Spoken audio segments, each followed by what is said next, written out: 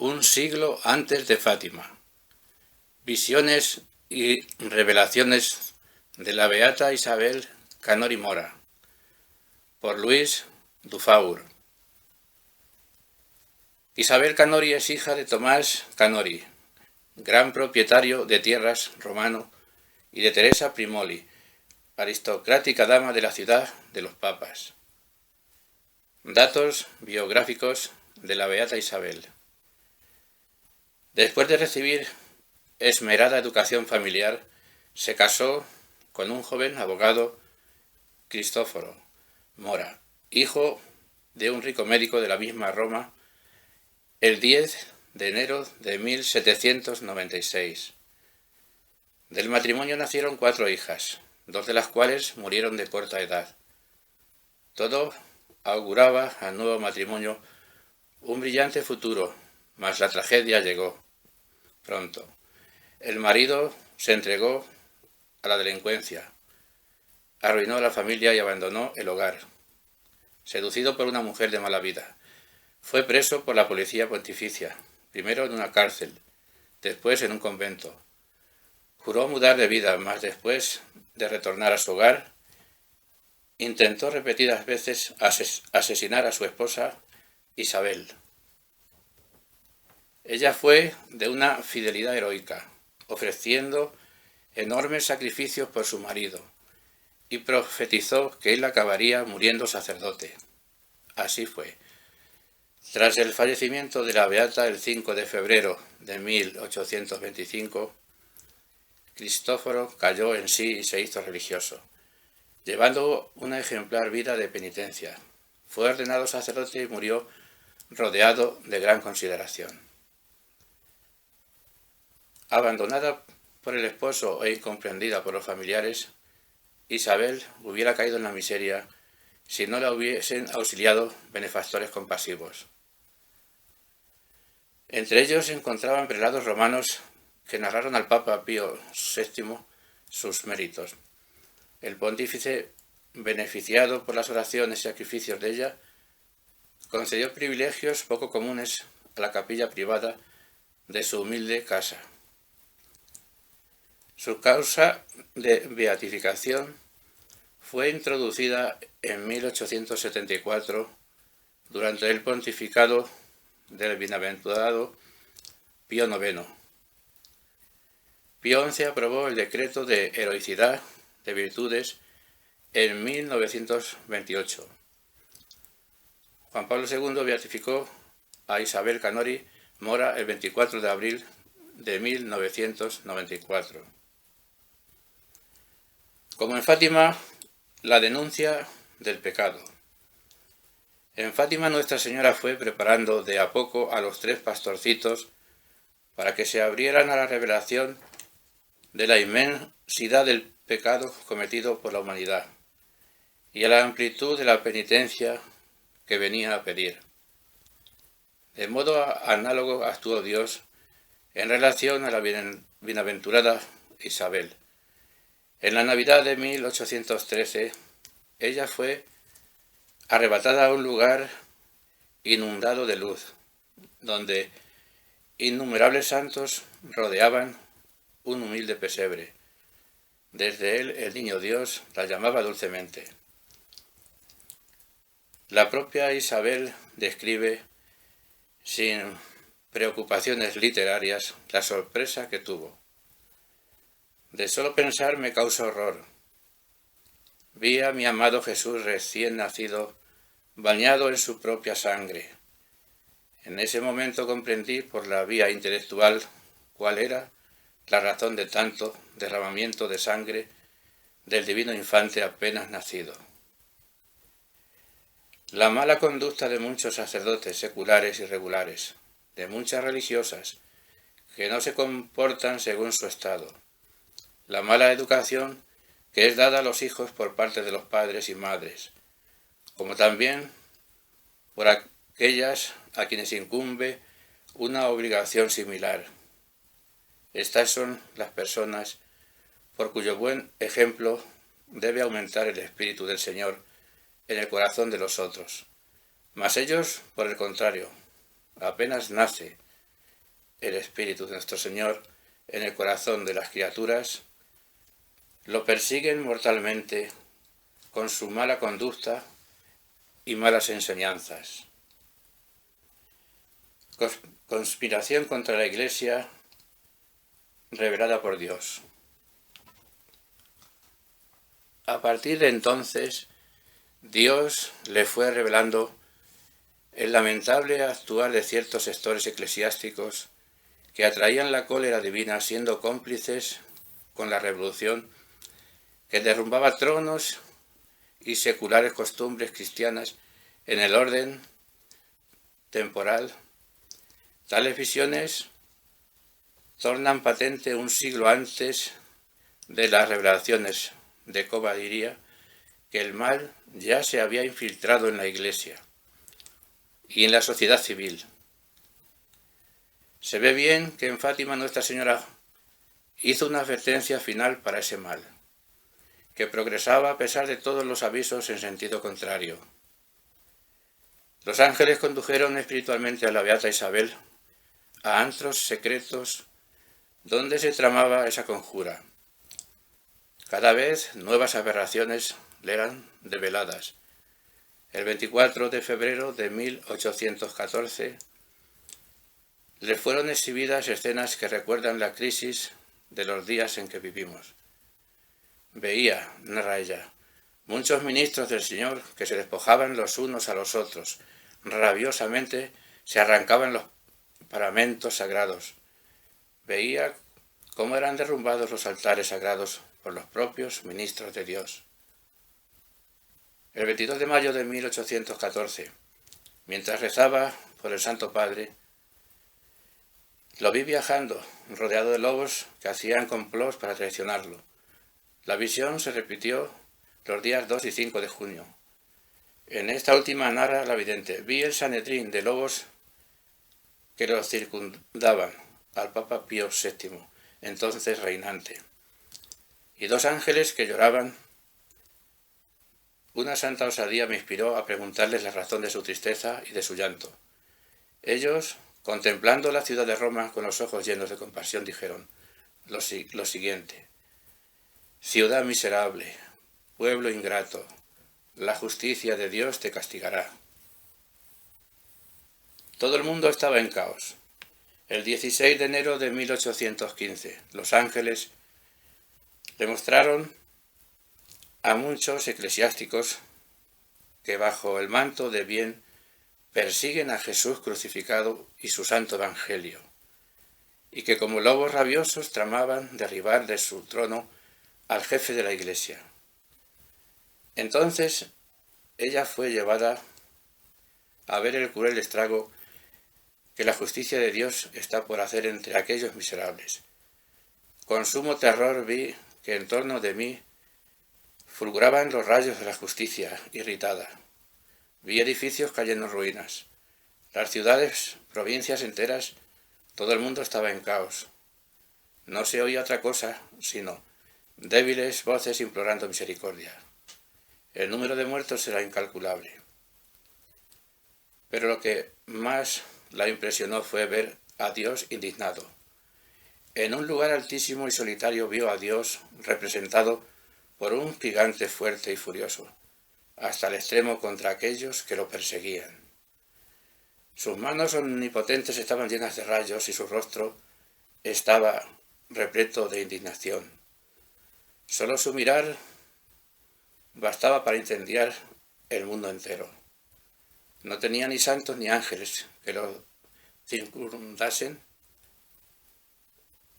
sino solamente su indignación lo rodeaba por todas partes.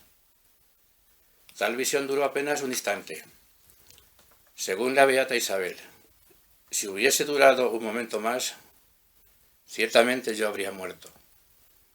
La descripción de más arriba recuerda la visión del infierno presentada a Lucía, Francisco y Jacinta. Entre ambas visiones hay una correlación profunda. En cuanto a la beata, Dios le manifestó su justa indignación por las ofensas que sufre. En Fátima, Nuestra Señora apuntó el destino de las almas que ofenden a Dios y mueren impenitentes. La gravedad del pecado de apostasía del mundo. El 13 de junio de 1917, Nuestra Señora en Fátima mostró a los pastorcitos su inmaculado corazón rodeado de espinas, en señal de los ultrajes que recibe por los pecados de los hombres. En la Navidad de 1816 le fue mostrado también a la Beata Isabel cuánto ofenden a la Santísima Virgen esos ultrajes. Se puede entrever un límite del pecado que la misericordia de la Reina del Cielo no permitirá que sea sobrepasado. La Beata Isabel vio triste y dolorosa a María Santísima. Le preguntó entonces la razón de su dolor.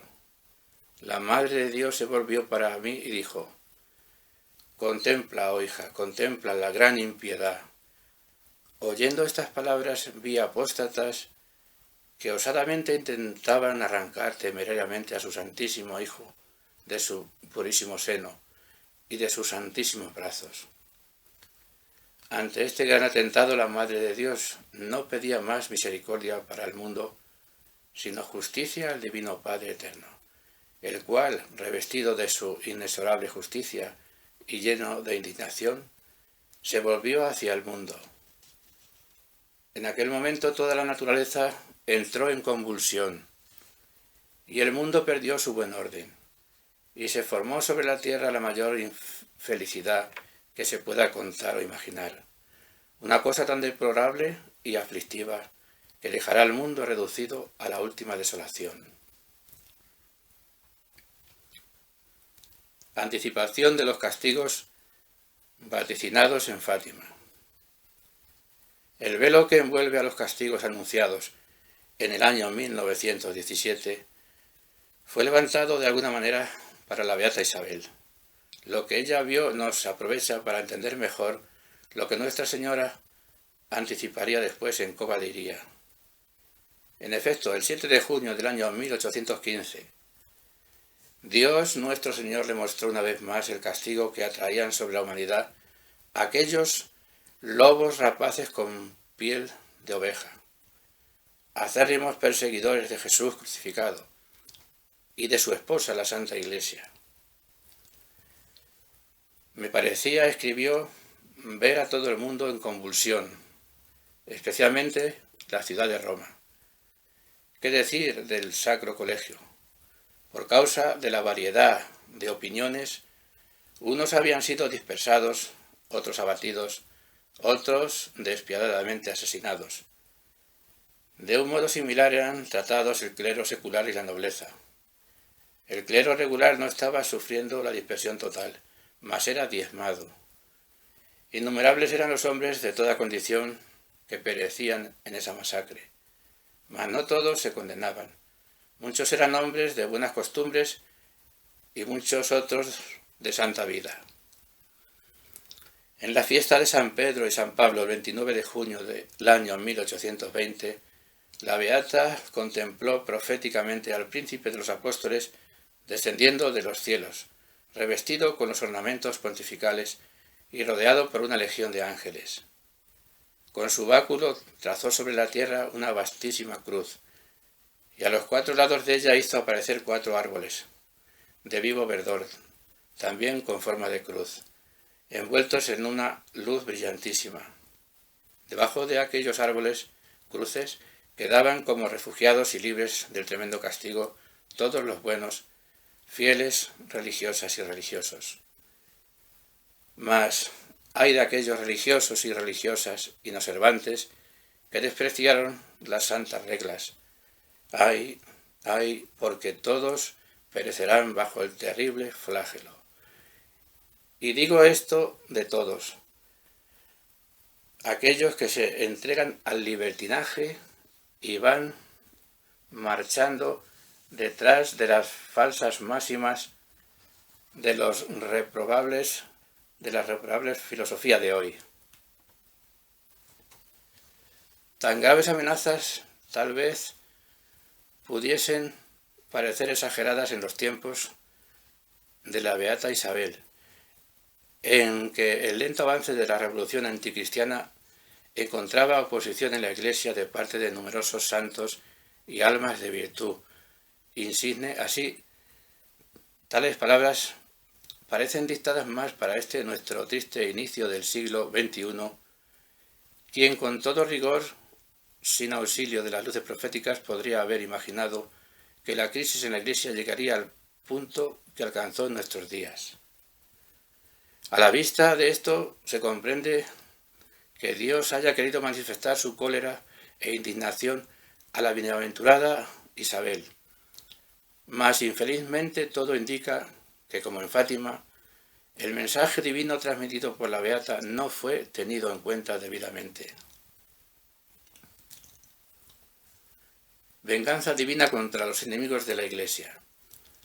Prosiguiendo la narración de la visión, ella relata que San Pedro volvió hacia el cielo.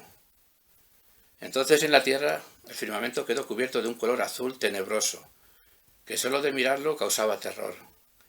Un viento caliginoso hacía sentir su soplido impetuoso por todas partes, con un vehemente y tétrico silbido, aullando en el aire como feroz león con su asustador rugido. Hacía resonar sobre toda la tierra su horripilante eco. El terror y el espanto pondrán a todos los hombres y a todos los animales en un estado de supremo pavor. Todo el mundo estará en convulsión y se matarán los unos a los otros, se masacrarán sin piedad. En el tiempo de la sanguinaria lucha, la mano vengadora de Dios pasará sobre esos infelices y con su omnipotencia castigará el orgullo, la temeridad y la desvergonzada osadía de ellos. Dios se servirá de las potencias de las tinieblas para exterminar a esos hombres sectarios, inicuos y criminales que pretenden derribar y erradicar la Iglesia católica, nuestra Santa Madre, por sus raíces más profundas y tirarla por tierra. Dios se reirá de ellos y de su maldad, y con un solo gesto de su mano derecha omnipotente castigará a esos inicuos, permitiendo a las potencias de las tinieblas que salgan del infierno. Esas grandes legiones de demonios recorrerán todo el mundo y por medio de grandes ruinas ejecutarán las órdenes de la divina justicia, a la cual estos malignos espíritus están sometidos, de manera que no podrán hacer ni más ni menos daño de lo que Dios permitirá a los hombres, a sus bienes, a sus familias, a sus infelices aldeas, ciudades, casas y palacios y cualquier otra cosa que subsistiera sobre la tierra. Dios permitirá que esos hombres inicuos sean castigados a través de la crueldad de los demonios feroces, porque se sometieron voluntariamente a la potestad del demonio y se confederaron con él para dañar a la Santa Iglesia Católica. Me mostró la horrenda cárcel infernal. Vi abrirse en la mayor profundidad de la tierra una caverna tenebrosa y espantosa llena de fuego, de donde vi salir muchos demonios, los cuales tomando unos una figura y otros otra, unos de animal y otros de hombre, venían todos a infestar el mundo y a hacer por todas partes maleficios y ruinas. Devastarán todos los lugares donde Dios haya sido y es ultrajado, profanado, sacrílegamente tratado, donde se ha practicado la idolatría. Todos esos lugares serán demolidos, arruinados, y se perderá todo vestigio de ellos. Triunfo y honra de la Iglesia como el previsto en Fátima. La similitud con los trágicos anuncios de Nuestra Señora en Fátima se extiende más allá de los castigos. Ante la mirada de la Beata, Dios expuso en muchas ocasiones una maravillosa restauración futura de la Iglesia. Esas revelaciones ilustran magníficamente aspectos de lo que ha de ser el triunfo del Inmaculado Corazón de María. En aquella misma visión del 29 de junio de 1820, luego los purificadores castigos que se han descrito, la Beata Isabel vio a San Pedro retornar del cielo en un majestuoso trono pontifical. Inmediatamente descendió con gran pompa el apóstol San Pablo. Él recorría todo el mundo y atrapaba a aquellos espíritus malignos e infernales y los conducía delante del santo apóstol San Pedro, el cual, con una orden llena de autoridad, volvía a confinarlos en las tenebrosas cavernas de las cuales habían salido. En ese momento se vio aparecer sobre la tierra un bello resplandor que anunciaba la reconciliación de Dios con los hombres.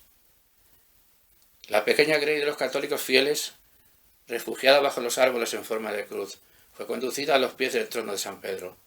El santo escogió al nuevo pontífice. Agrega posteriormente la vidente: toda la Iglesia fue reordenada según los verdaderos dictámenes de los santos evangelios. Fueron restablecidas las órdenes religiosas y todas las casas de los cristianos se convirtieron en otras tantas casas penetradas de la religión.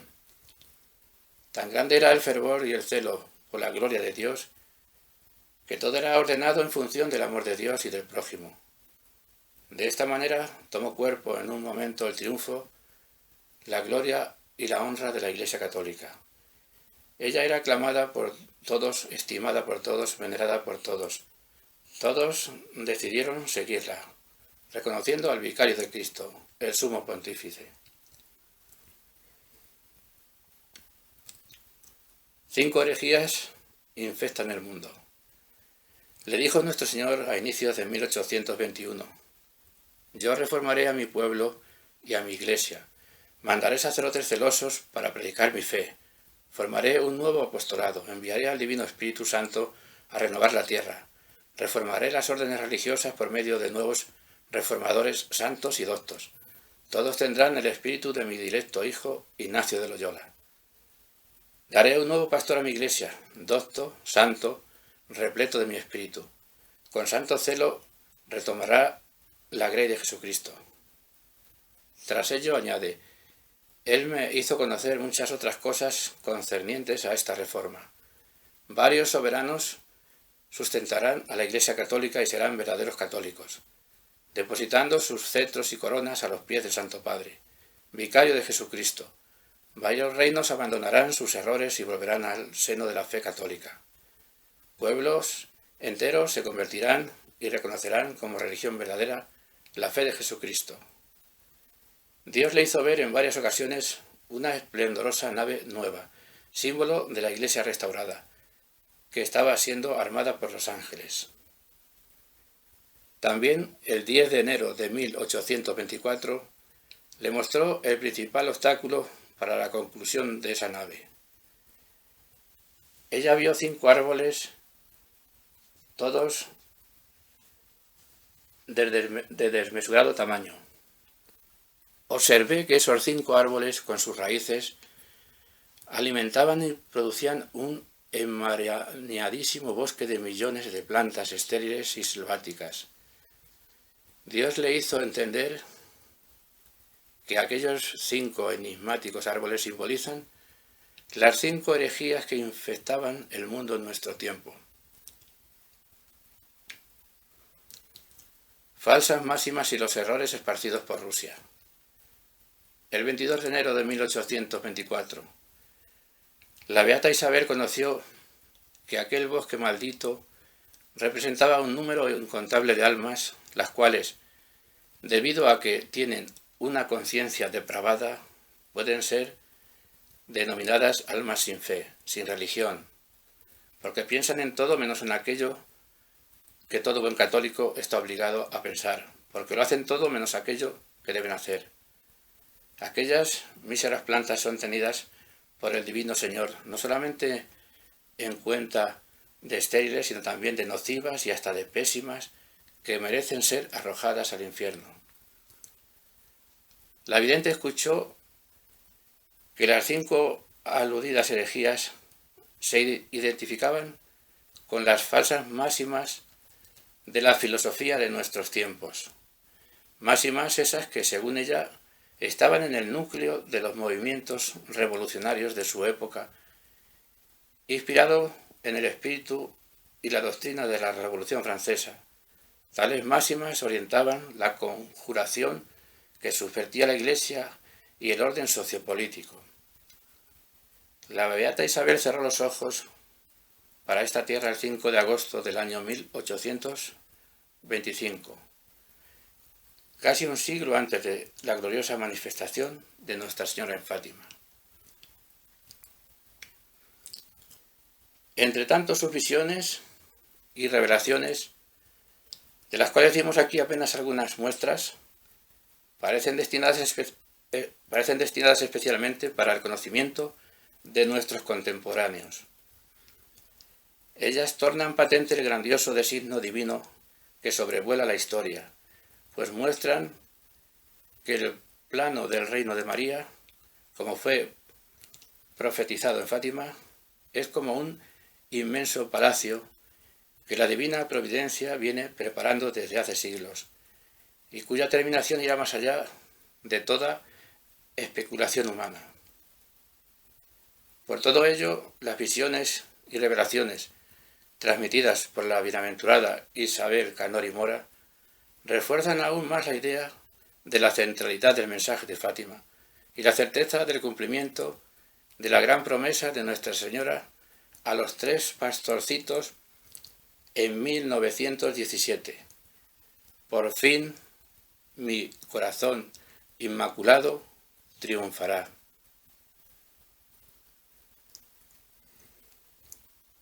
Juicio del censor eclesiástico sobre los escritos de la Beata Isabel. El 5 de noviembre del año 1900, el censor eclesiástico encargado por la Santa Sede para examinar los manuscritos de la bienaventurada Isabel Canori Mora emitió finalmente su juicio formal.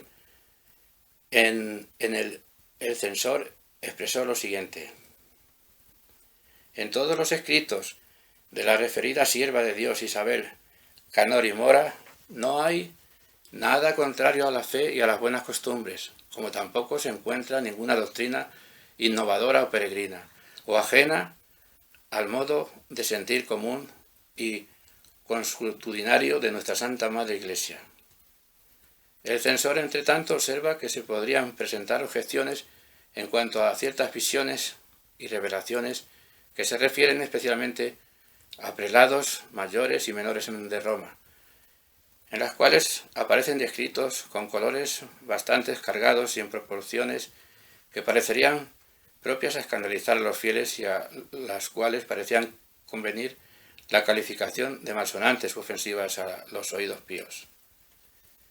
Para apartar esa habitual objeción, el censor eclesiástico esclarece, entre otras cosas, que lamentaciones de este género, expresadas a veces con lenguaje aún más brillante, no son absolutamente ninguna novedad en los escritos de los siervos de Dios, para los cuales, si era doloroso ver la corrupción en el pueblo, mucho más lo era tener que deplorarlo en los ministros del santuario.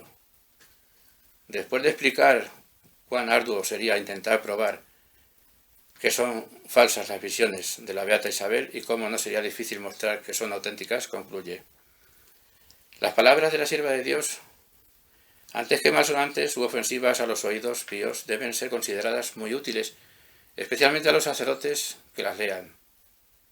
El celoso censor expresó también el deseo de que la autobiografía de nuestra venerable sierva de Dios pueda ver la luz apenas sea posible y conveniente, pues estas páginas, a muchas almas bien dispuestas y no dadas a despreciar las maravillas de Dios en sus santos, no dejarán de ser igualmente provechosas. Sacra Ritum Congregatione Beatificationis e Canimationis Venerable Serve Dei Elisabetta Canori Mora, prima positio super virtutibus et typographia pontificia in Instituto Pii IX, Roma, 1914. Inductium censoris theologoi super scriptis Venerable Serve Dei Elisabetta Canori Mora.